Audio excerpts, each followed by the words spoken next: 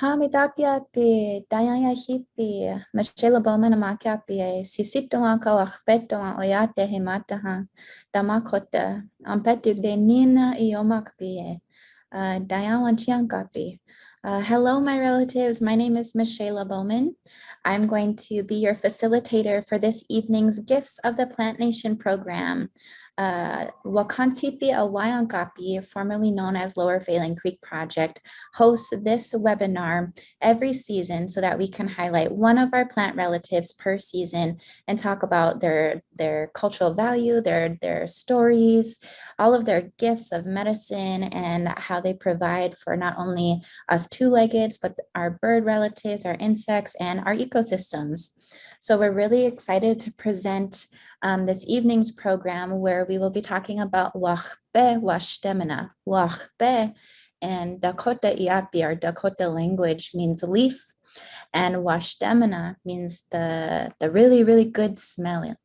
And so waḥpe, wash-tey-mna for us, that's talking about bee balm or Monarda, or I think its Latin name is Monarda fistulosa.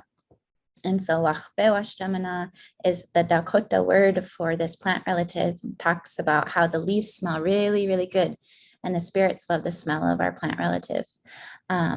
This evening, for this graphic that you're seeing right now here, we have partnered with a Dakota artist. Her name is Shauna Elk to create the graphics and logo for all of our Gifts of the Plant Nation programs. And we're really excited for this evening's program. It's going to be the final one of our 4-part series. And we are going to have a lovely event. But before we jump in and get rolling, I just wanted to make a beginning announcement to acknowledge that tonight we have some wonderful ASL interpreters with us, and they will be here in our Zoom. They may or may not show up on our Facebook Live. So if you are in need of that service, make sure to hop in our Zoom. Otherwise, our recording will have all of our ASL interpretation.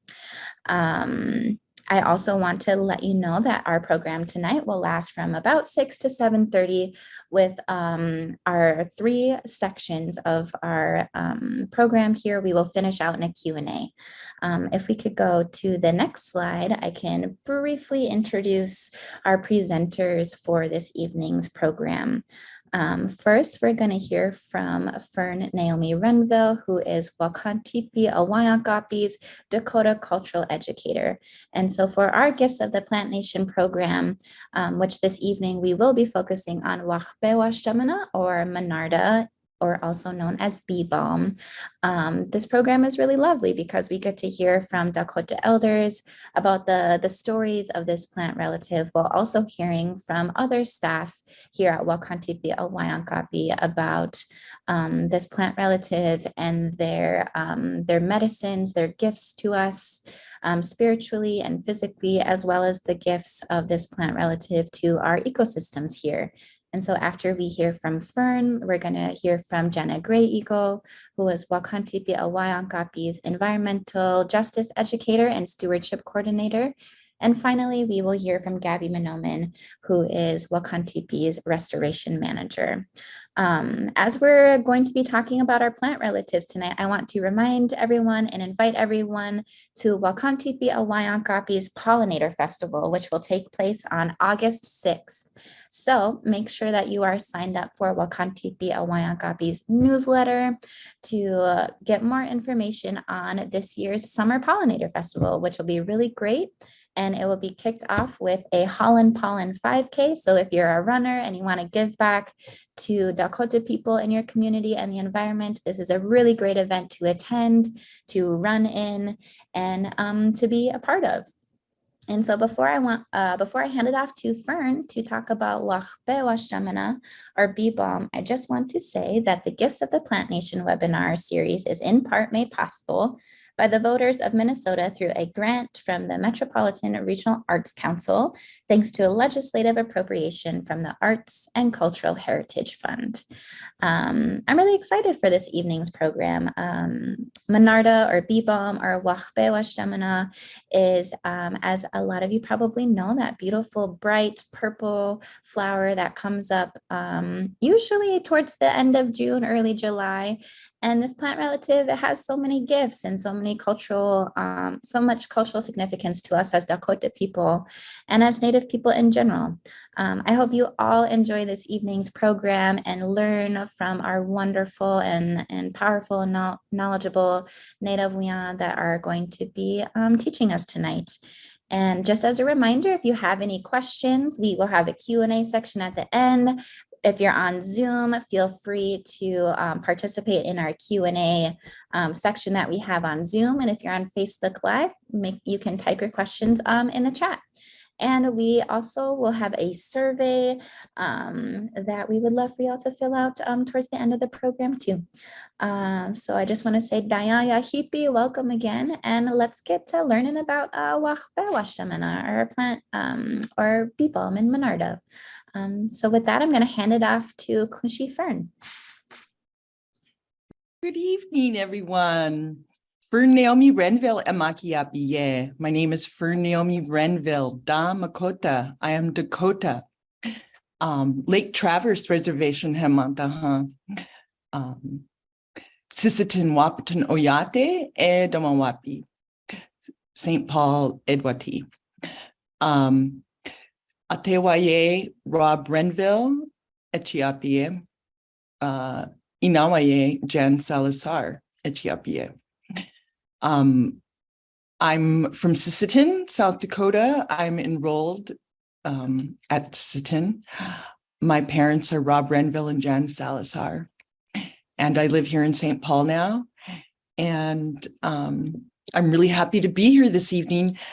And as I'm talking to you, I just brewed myself a nice cup of fresh wash-tey-mna tea from my garden. This is Balm. Oh, it smells so good. It is so fragrant. It is one of my favorite tea plants, and it's a plant that is extremely robust and abundant, so it gives generously of itself. I wanted to talk a little bit about tea making and tea protocols. And to get us started, I'm going to tell a story. First, I'm going to drink some of this tea. Oh, there we go. There's the wash-tey-mna from last summer down at Wakan Tipi. You can see how lovely it is and how big and thick the stands are.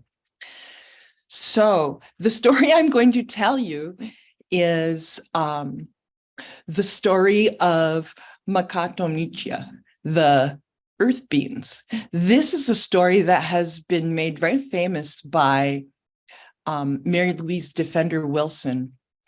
And it's a story that is about one of our favorite foods, the mouse bean. In past times, this was an abundant food source because it grows near cottonwoods and rivers, and is also a favorite food of mice, thus its name, the mouse bean. Now, mice collect these beans and gather them and place them in their secret stashes called caches. They're these little hills, you can find them near the water. These little caches full of mouse beans, were emergency food supplies for Dakota people. If you couldn't find any other food, you would look for the trails in the grass that the mice would make with their little feet. And if you follow them, you would likely find a little hill filled with beans. So there's a story that back in the day, there was a woman who loved those mouse beans Oh, she loved them. And she was very good at finding the caches where the mice had stashed all their beans. Now, one day as she was walking along, she found one cache after another, and they were so full of beans. Oh, and she loved them. She took them all. She took all those beans that she found. She didn't leave any at all for the mice. So that as she was going back to her village, she heard the mice call out to her, "You're awful, you're a thief. You took all of our food. You didn't leave anything for us. That's so greedy. You big thief." Well, the woman, she was offended. "I'm not a thief. I didn't take all the mouse beans in the world, just the ones from your stash." And she continued on to her village. And there she shared with her fellow villagers how the mice had called her thief. And the other women in the village actually supported what the mice had said. They didn't think it was cool that this woman had helped herself to all the mouse beans. They told her that next time she harvested, she should be sure to give them something in return, and absolutely not to take all of the beans. You should have left them a little corn in exchange, or perhaps some nice fat, her fellow villagers suggested. Now, in the more commonly known version of the story that Mary Louise Defender Wilson tells, the story ends there with the woman promising to always give something back the next time she's learned her lesson. But another version of this story I've heard has the woman and her village being, there was a fire. A wildfire swept through their village and burned all their food. And that woman and her fellow villagers, they went to go look for the mouse beans, which was their emergency food supply. And there was none there when they needed it. And so that's another version of the story that has a little bit of a more of a dire consequence built in. And the story goes that the people were so hungry after that, and they learned a lesson about the mouse beans, about not to take them all.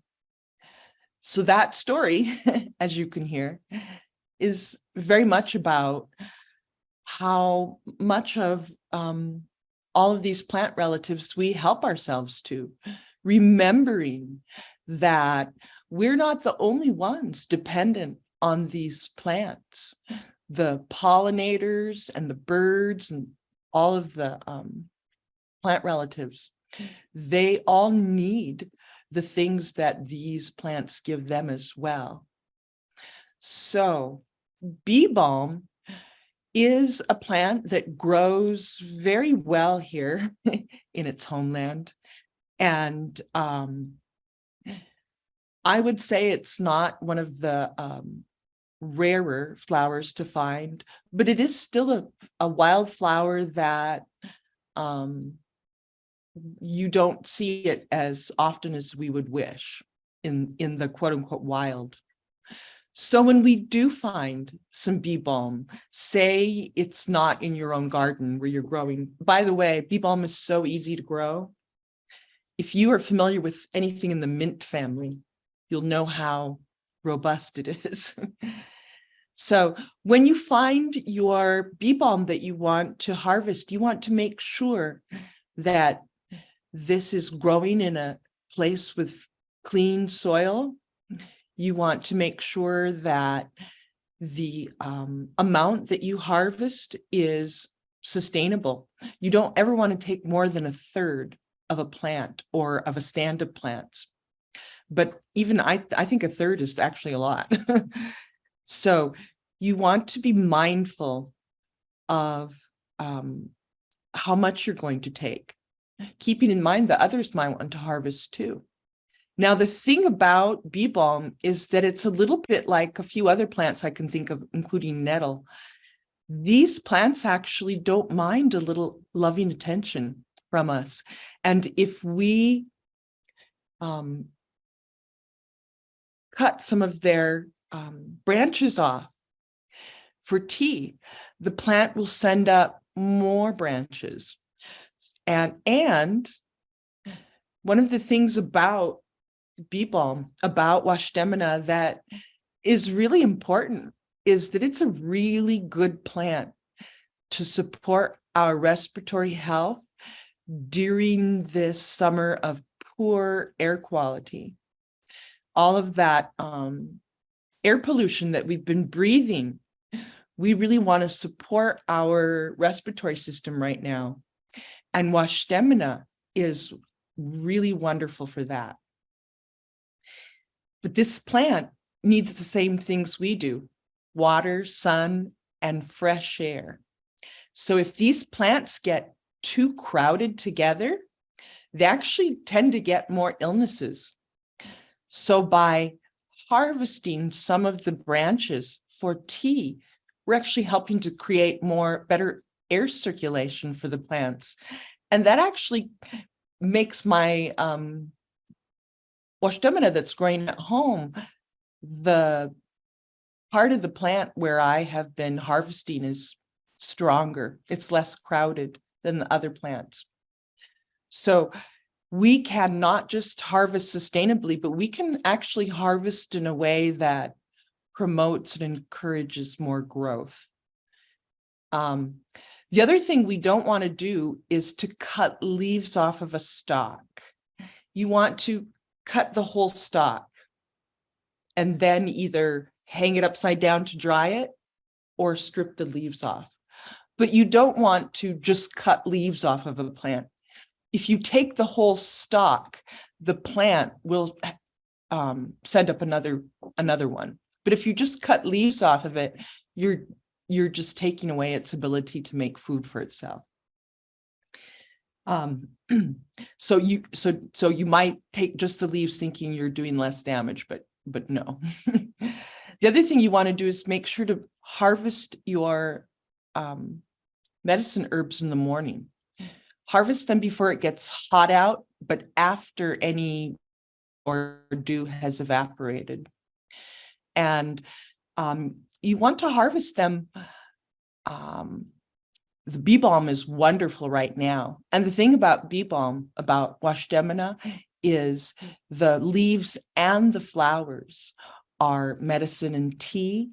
And so you can keep harvesting it through the flowering. A lot of herbs like to be harvested before they flower. But bee balm, we want the leaves and the flowers. So the other thing that you can do if you are harvesting your own bee balm is dry it. So I just brewed myself a cup of tea here with 4 fresh leaves, and it's very strong and delicious. Some people like the flavor or the intensity more of dried herbs.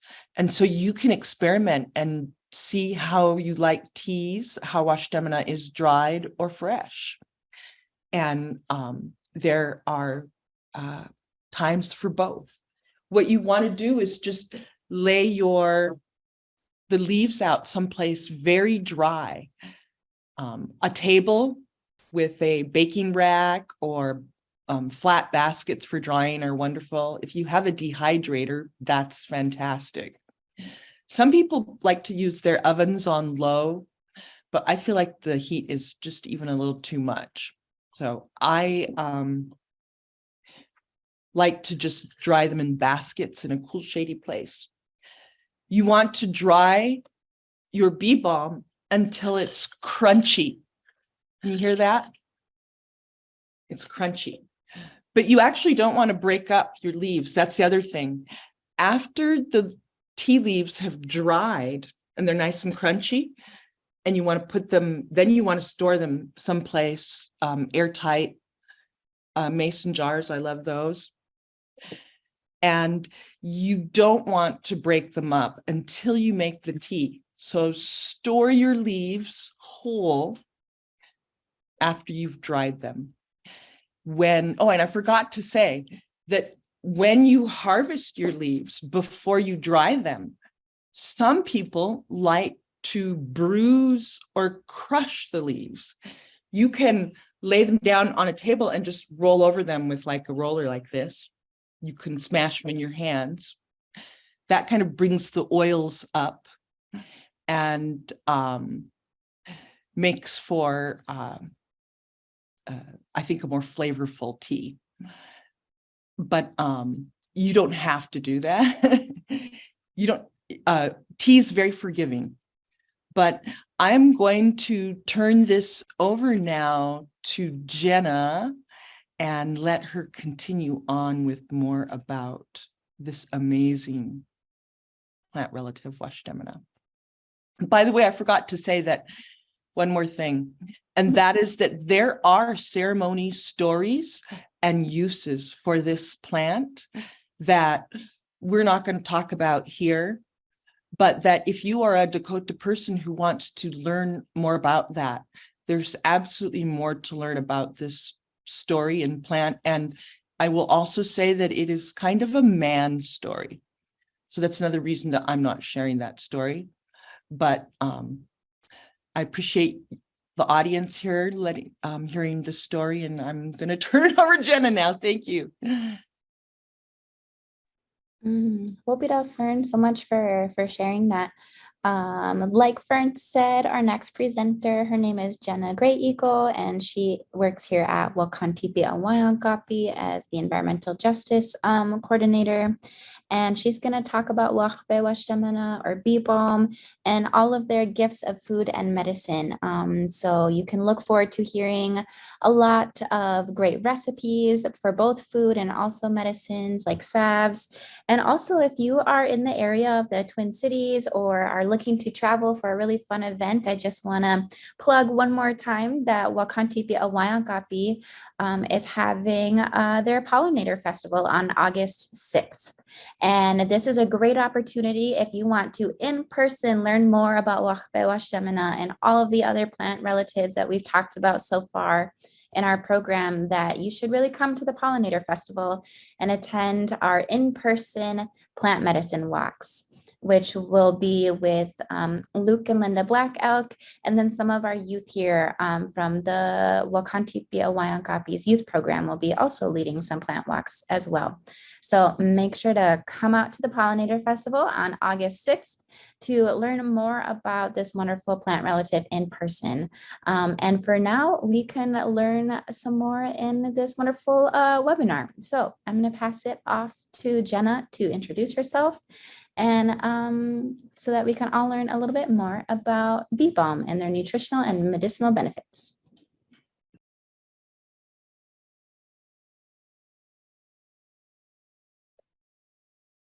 My name is Jenna Grey Eagle, and as Mishaila was saying, I'm the Environmental Justice Educator and Stewardship Coordinator here at Wakan Tipi Awanyankapi. And thank you so much, Fern, for sharing.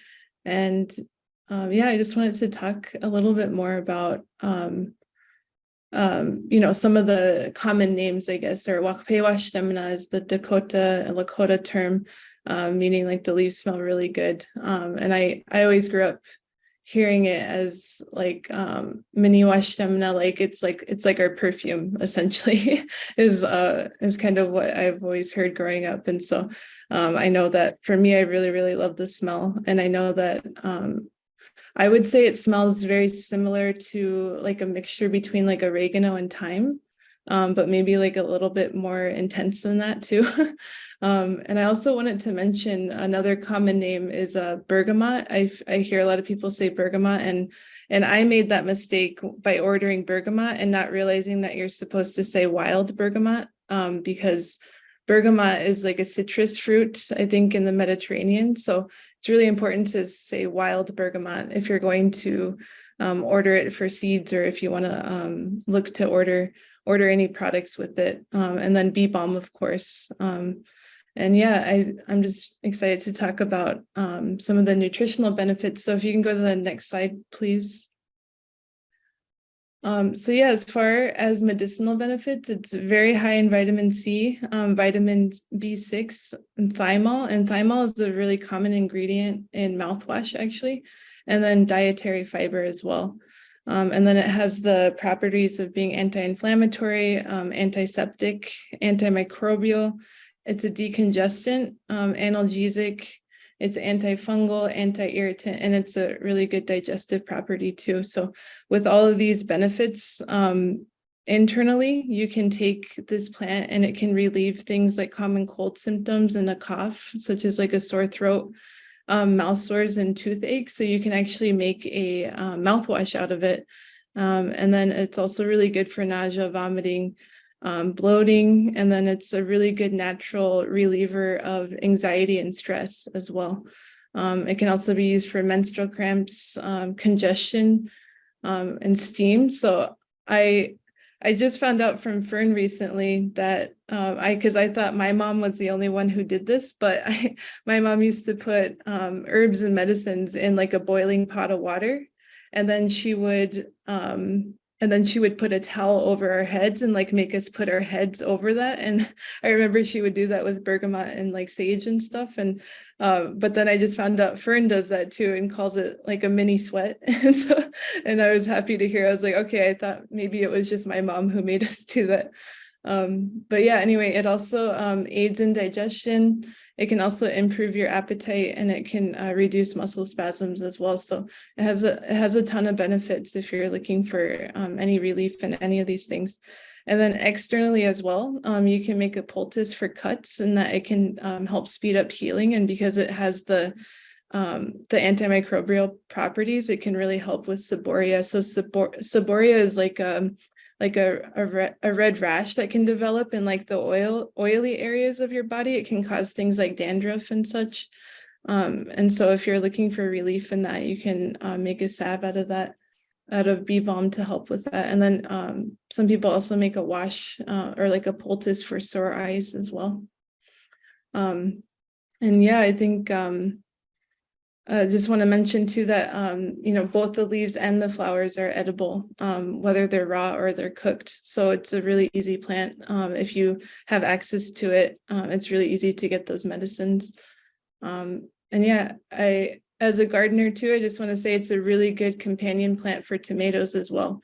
I think that and companion planting basically means that it helps each other grow, and it also it also helps to prevent disease within each other. So because bee balm is subject to certain diseases, and because tomatoes are too, they actually help protect each other. And yeah, if you can go to the next slide.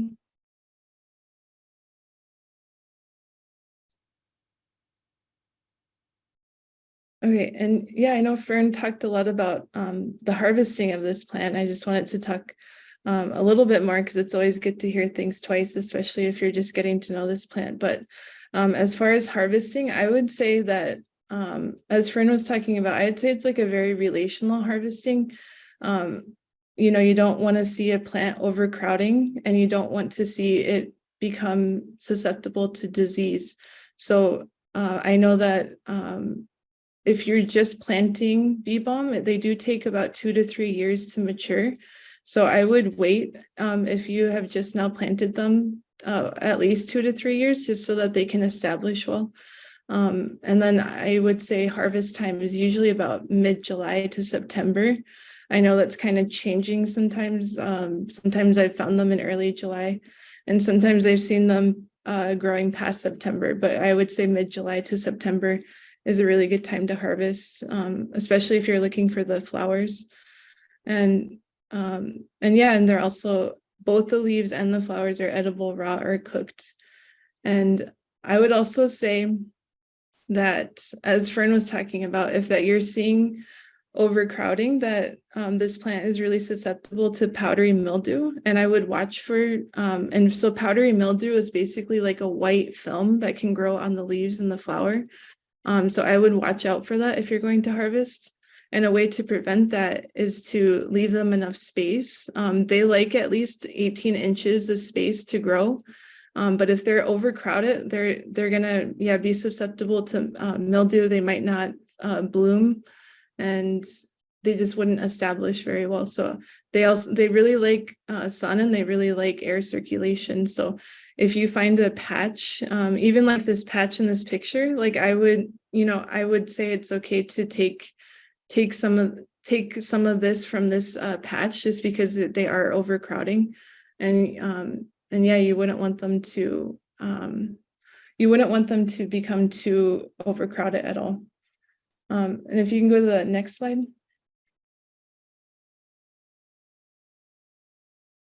I wanted to share this bee balm cookies recipe that I tried actually last year, and it was extremely good. And I did replace the 1 cup of flour with gluten-free flour, and it worked just fine.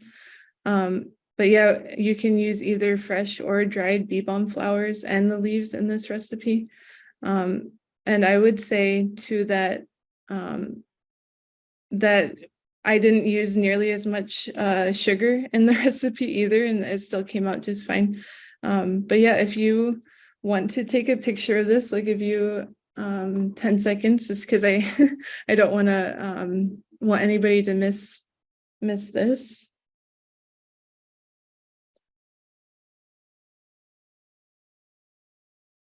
Okay, and then if we can go to the next slide.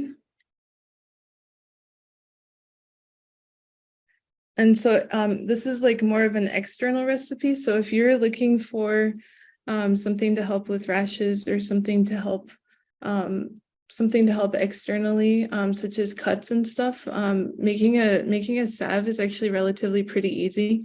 So you can use any sort of carrier oil, such as like olive oil or almond oil, and then you mix equal parts, weight it with the bee balm petals, and then within the oil of your choice. And then you just let that oil sit for up to a week, or you can even let it sit up to a month in a warm place. And then when you strain the oil, you need to remove the petals, and then you just let it cool down, and then you heat it up, and then you allow all of it to melt together, and then you let it cool down, and then it's ready to use. So if you're looking to make your own salve, it's not necessarily going to be a very long process, not a very strenuous process. It just takes a bit of time. So if you can go to the next slide, please. So yeah, if you don't have the time, or you don't have the energy, or you don't have the access to bee balm, I just wanted to give a big shout out to these native-owned businesses that do carry bee balm products. So the first one is Native Botanicals. I think they're based out of South Dakota, but they have a really great alcohol-free tincture that they make out of waḥpe waḥtemna. And then also there's Plants and People Relations, owned by Nikki Buck, who said that you can reach out to her through Facebook, or you can text her. And she has a rosehip and bergamot tea that she carries. And then Tanagida Tolwi, a Tara Perron shop, also carries some of Nikki Buck's products at times too. And both of them are local here to Minnesota. And then lastly, there's Hai Pajaja Bajuta, translating to medicine soap, that carry bee balm products in all their soap, shampoo, and conditioner products. So if you're looking for any bee balm products, like these 4 options are really great. And making products that center our medicines is really hard work. So I hope that you can support them. And yeah, I'm going to pass it off to Gabby. Thank you for listening.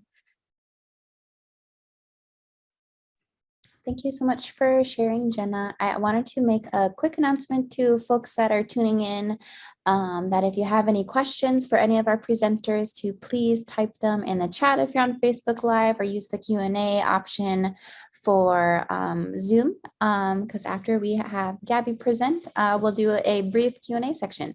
So without further ado, I will pass it on to Gabby to talk about the ecological roles and kinship that we have with waḥpe waḥtemna, or bee balm.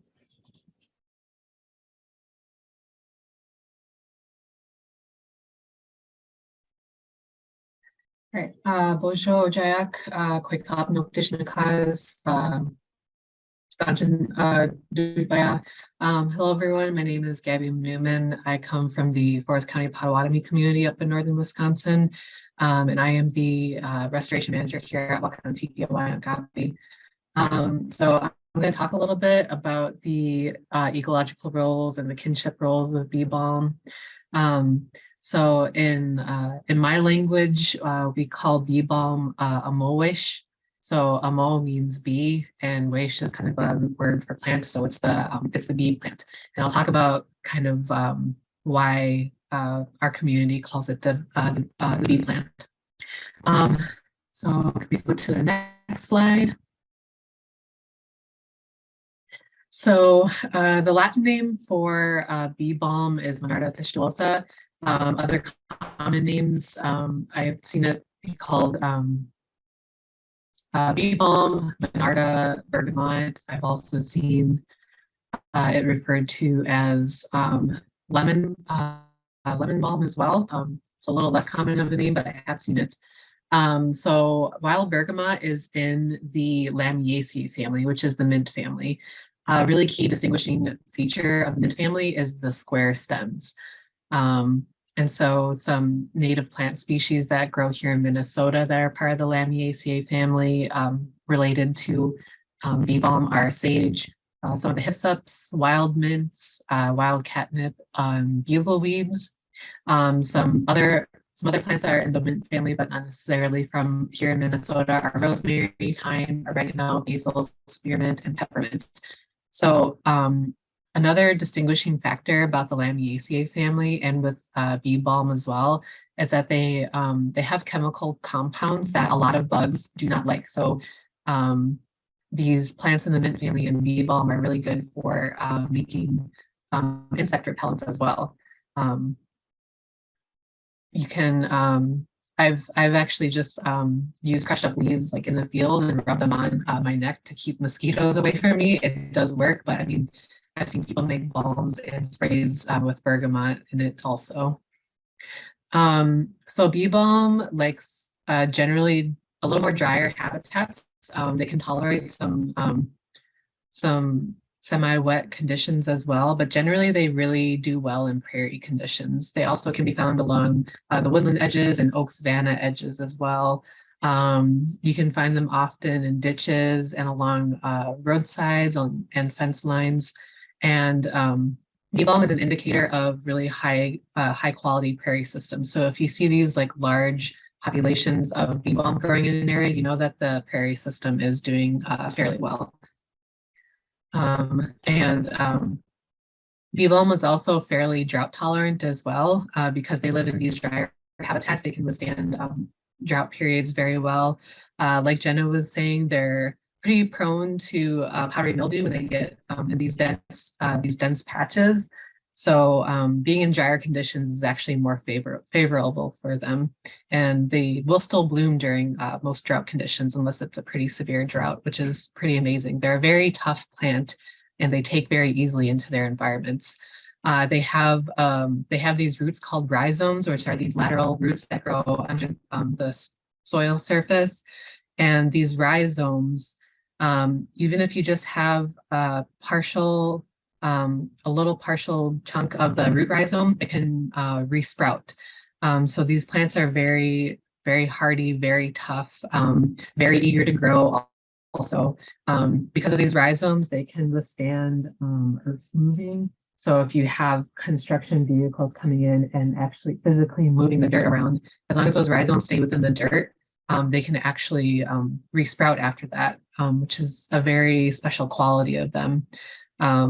And the seeds also readily will germinate with soil disturbances as well. All right, do we want to go to the next page?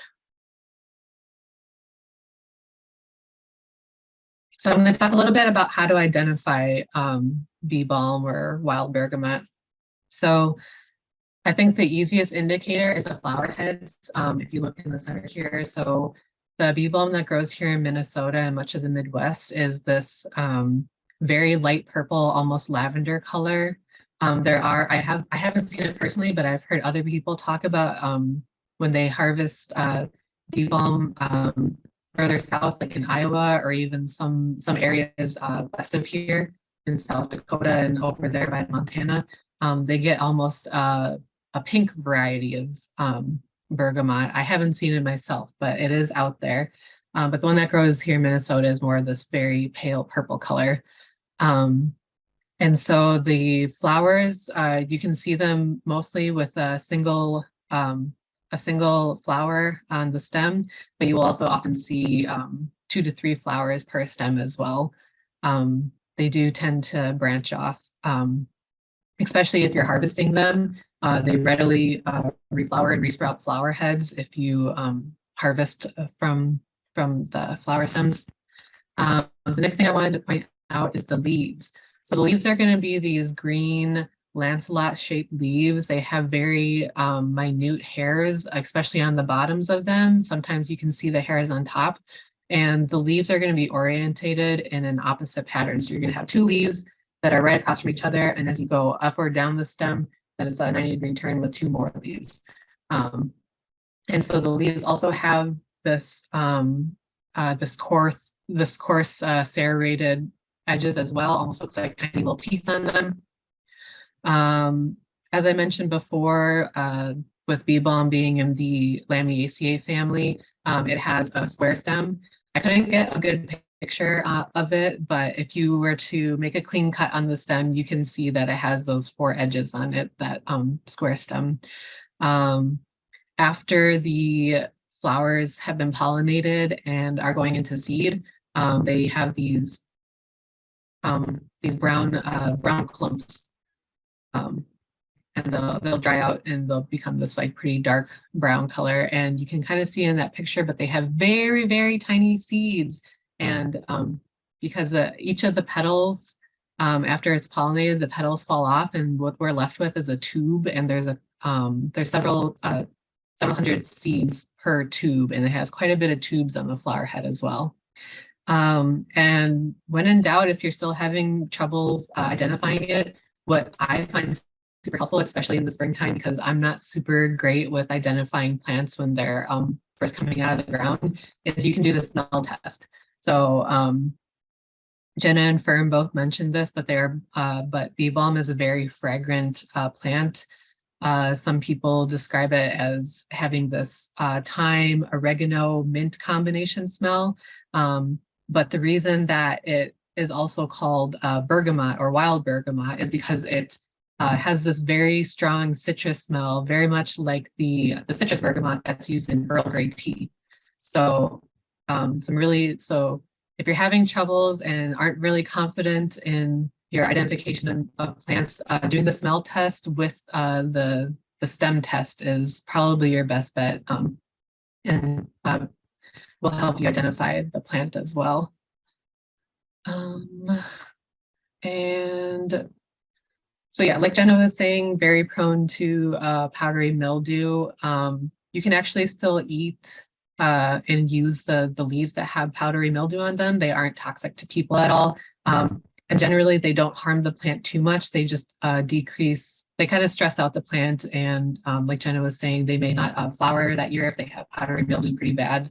But being able to thin out the dense populations of them and help them aerate themselves and dry out will really help that for future growing seasons as well. All right, if we want to go to the next slide.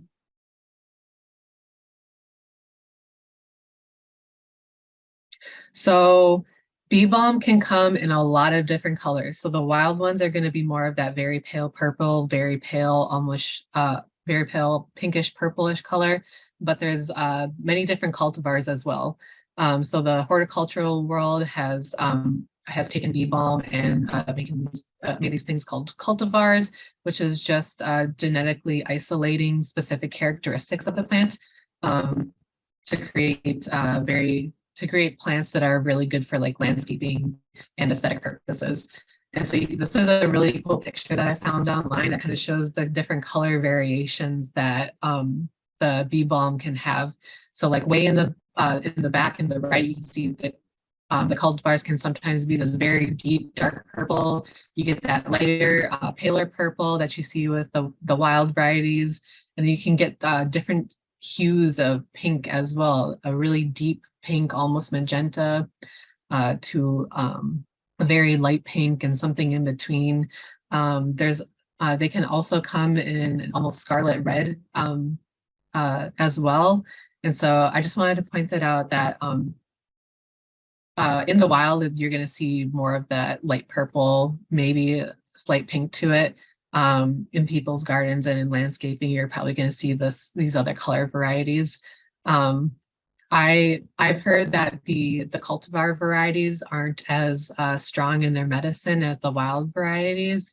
I have no scientific proof to back it up, but I mean, I've heard enough elders talk about how cultivars don't have as strong of medicinal properties as their wild relatives. So you can still use the cultivar varieties with these the other different colors, but just something to keep in mind as well.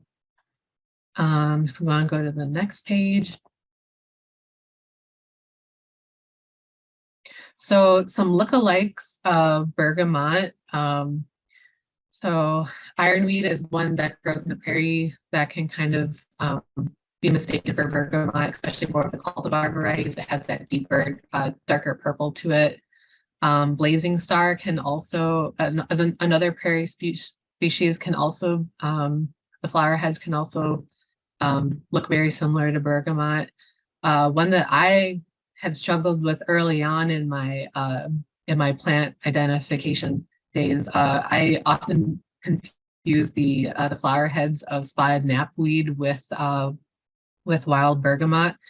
Spotted knapweed is actually an invasive species, but their flower heads look very, very similar.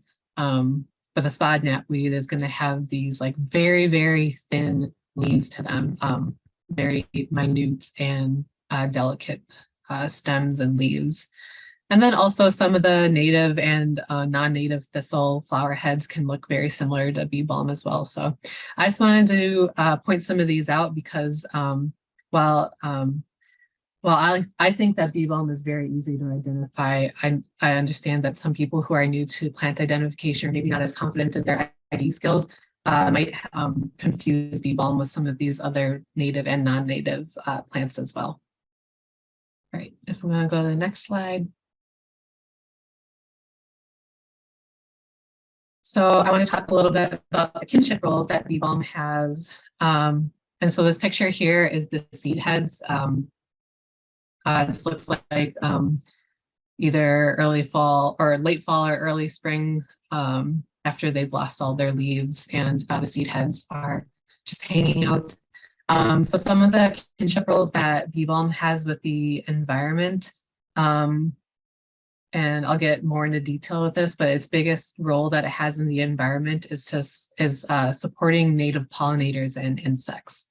Some other roles that they play, they do provide some nesting habitat for small mammals and birds as well, because they have those chemical properties from being in the mint family. They do help keep away mosquitoes and a couple other types of bugs. So they can be preferable habitat when they grow on those dense patches for smaller animals to make their homes and seek shelter as well.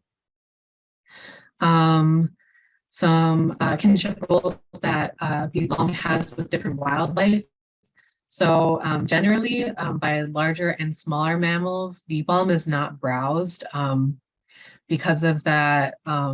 Because of the chemical properties that it has, it can cause some indigestion in mammals. So generally, especially deer, who usually aren't very picky about what they eat, but they will avoid bee balm unless it is one of their last resort foods. So this is a really great plant to include in areas where you're concerned about high browse, because this plant generally isn't eaten by a lot of wildlife and mammal species. But the seeds and those seed heads where the little seeds like to hang out are really, really important for songbirds and migratory birds as well. In the fall, the birds that are migrating down south, they will eat some of the seeds along the way to prepare for their long migration routes. The birds that like to hang out here in the winter, such as finches, sparrows, juncos, they will snack on these seeds throughout the winter if they need. And then once all those migratory birds return in the spring, they'll come and eat whatever seeds are still left in the seed heads. So I've kind of tracked how much seeds can be in the seed heads. So in the fall is when you're going to get the most seed heads, just before the birds really start preparing for their long flights in the winter. In the winter, you'll still get a decent amount of seed out of the seed heads. And then by spring, I hardly ever find seeds in the seed heads in the spring before everything else starts popping back up. So this is the seeds are really important for our bird relatives as well. And then lastly, like I mentioned, bee balm has a really big role with supporting and providing for our native pollinators. We want to go to the next slide.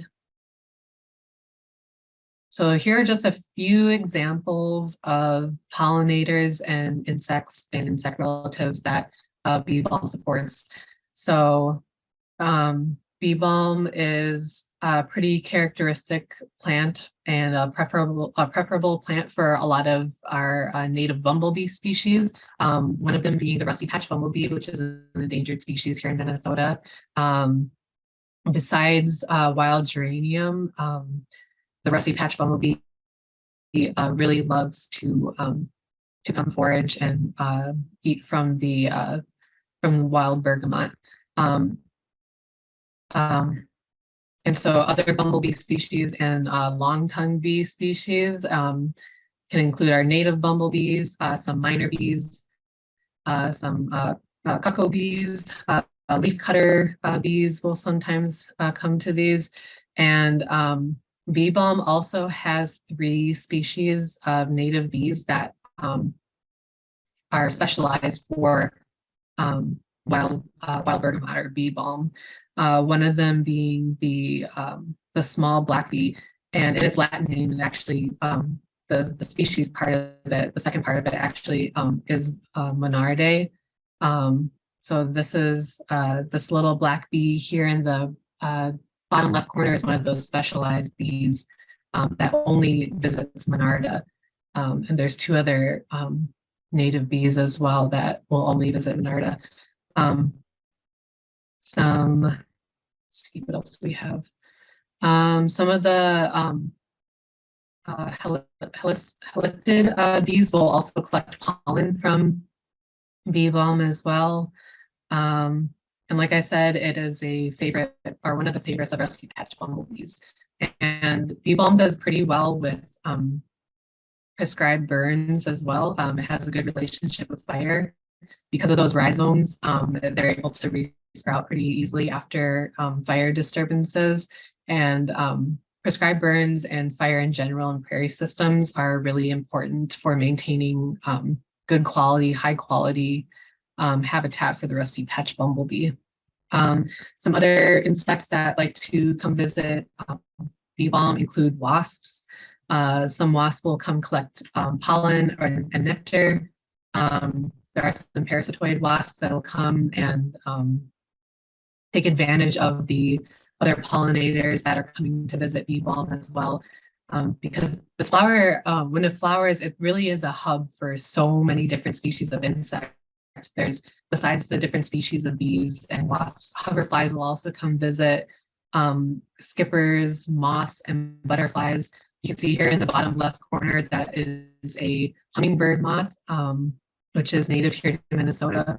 A super cool insect if you ever get the chance to see them. They move very fast and they mimic hummingbirds, which is why they can be kind of hard to see because they have those very fast flighting movements.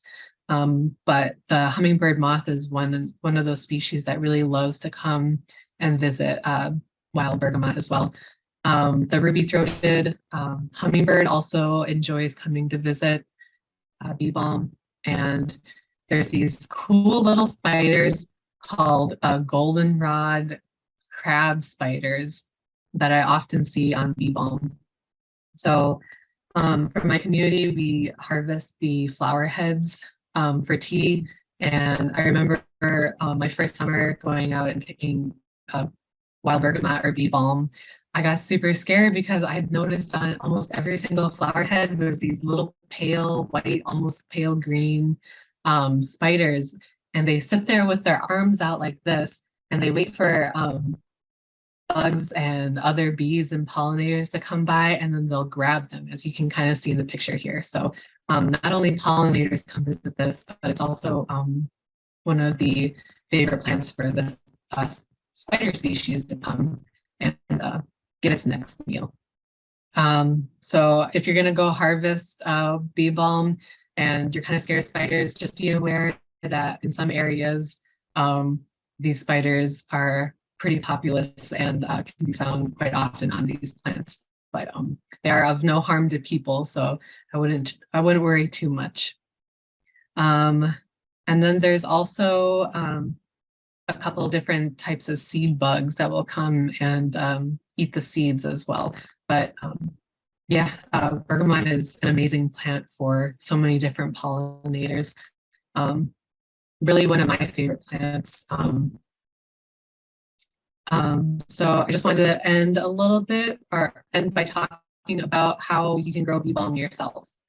So there's a couple different ways that you can grow bee balm, and bee balm is pretty versatile. Like I was mentioning before, it's pretty hardy, it's pretty tough and tolerant of different conditions. So bee balm, you can plant it right out in the wild, in the natural habitat that it's found in, but you can also plant it in containers as well. And the cultivars do a little bit better as container plants than the wild variety. But those are two options for ways to grow it. One way that you can get it established is by seed. So if you want to gather your own seeds, you wait until about the end of August to October, and I think that's probably the best time to harvest the seed heads, because that's when they're going to have the most seeds in them before the migratory birds start picking at them. And so what I do is I will pick up however many seed heads I think I might need. Especially if you're just going to be reseeding in the area, I wouldn't worry about over harvesting the seed heads. But if you plan on using those seeds in a different area, follow some of the sustainable harvesting protocols, such as not taking more than 1/4 to 1/3 of a population, things like that. If the seed heads are fairly fresh, if you're getting them pretty much right after the flower is pollinated and just turning into seed, I would pick them and let them dry for about a week. And then you're going to want to take those dried seed heads. You can put them in a bag. What I find most effective is putting them in one of those big plastic pails or buckets, putting the lid on, and you just shake it as much as you can. And then you're going to want to let the dust settle if you're a little more sensitive to that dust and everything. And then you're going to pick out the seed heads, and what you're left with is a whole bunch of those very, very tiny, minute seeds at the bottom of your pail or bag. You can take each seed head and squeeze out or shake out the seeds. I tried doing that, and I think I got about 3 seed heads in, and I was like, nope, going back to the bucket method. And what I've been reading online is there really is no difference in seed yield if you pick them apart by hand or if you shake them in a bucket. It's pretty much the same seed yield. So I personally would go for the easier route of shaking it in a bucket, but to each their own. And so another way that you can grow bee balm is by transplanting it. Like I mentioned a couple times, it has those rhizome roots. So it does really well. You could take chunks of the root and plant them in, make sure that you're watering them.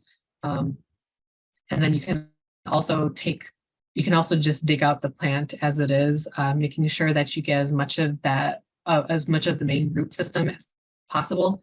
And then they transplant fairly easily into wherever you move them. They may appear that they die that season, but by the next year, more than likely, they're going to pop up and be totally fine.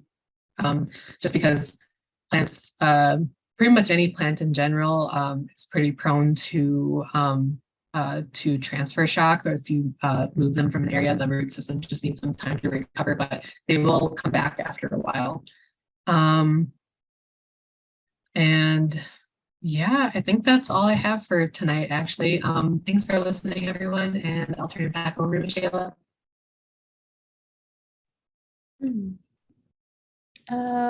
Thank you so much, Gabby. I feel like I just learned so much, and I love waḥpe, waḥtemna, not only for all of their medicinal gifts and their gifts as food, and even their gifts of story, but also all the gifts they have for our pollinator relatives. So just another reminder that if you're maybe just tuning in now, or you only caught the last half of our webinar, that we have a really great opportunity coming up here on August 6th to join us at the Pollinator Festival. If you live in the Twin Cities, this is a great opportunity to come out to the Pollinator Festival, come on in person on a few plant walks guided by our community members, as well as a lot of other fun activities. So make sure to follow Wakan Tipi Awanyankapi on social media and check out their newsletter to get all of the updates on upcoming events. It's really great that we can balance out virtual webinars as well as in-person events. So now we're going to move into our Q&A portion, where I will read off some questions that have been submitted by our audience members for our panelists. So our first question, which could be for any three of our wonderful panelists, are there any uses for the roots?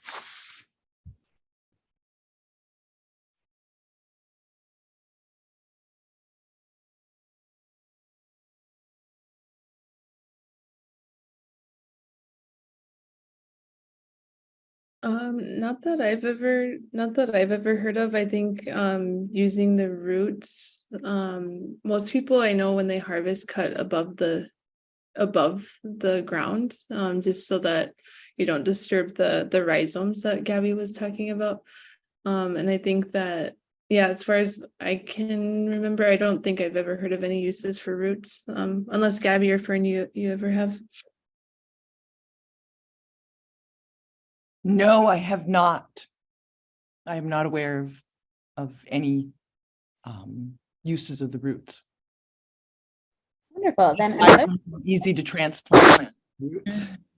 Yeah. Another question that we have is, how tall does bee balm usually grow? Is that something that you know off the top of your head, Gabby? Yep. So it grows anywhere from 3 to 4 feet. That's generally how high it will grow, although I have seen it grow a little bit taller than 4 feet, but generally 3 to 4 feet. All right, I have another question for you, which is, does Monarda didyma have the same properties as Monarda fistulosa? Yep, it does. Generally, the native Monardas are going to have the same medicinal properties. Oh, wonderful. This is a really great question too. Does spotted bee balm have the same properties as regular purple bee balm? And can you use spotted bee balm in teas, salves, etc.? I haven't heard of spotted bee balm myself. So I'm not sure, but kind of like I said before, the Monardas generally all have the same medicinal properties, using them in the same ways. I think I've heard from Hope Flanagan that the spotted bee balm is the medicinal qualities of that plant relative are significantly more than our Monarda fistulosa. Especially when it comes to colds and flus and helping those symptoms. But I'm not sure about the salve question, but I know for teas, especially for colds and flus, spotted bee balm is it's pretty powerful too. And then I want to say that might be all of our questions so far. So if you have any lingering questions, you can put them in the chat. But also just as a reminder that this webinar has been recorded and will be up on Wakan Tipi Awanyankapi's YouTube page. And I just want to extend a really big waḥpe tanka, or great thanks for all of our wonderful presenters, for our ASL interpreters, for joining us tonight and sharing all of this knowledge and the gifts of our plant nation. So thank you for coming and joining us. Make sure to sign up for Wakan Tipi's social media newsletter, attend the Pollinator Festival. And we do have one final question, and that is, are there any uses for the seeds of bee balm besides replanting? I haven't heard of any human uses for the seeds, but I know some small rodents, mice, things like that, they will also browse on those throughout the winter. Wonderful. Thank you so much, Fern, Jenna, Gabby, and our ASL interpreters. I had such a lovely evening at this webinar. So with that, I think we're going to close out. I hope everyone has a lovely evening. Make sure to come to the Pollinator Festival and learn more. And Doksha, okay, see you later, or see you again.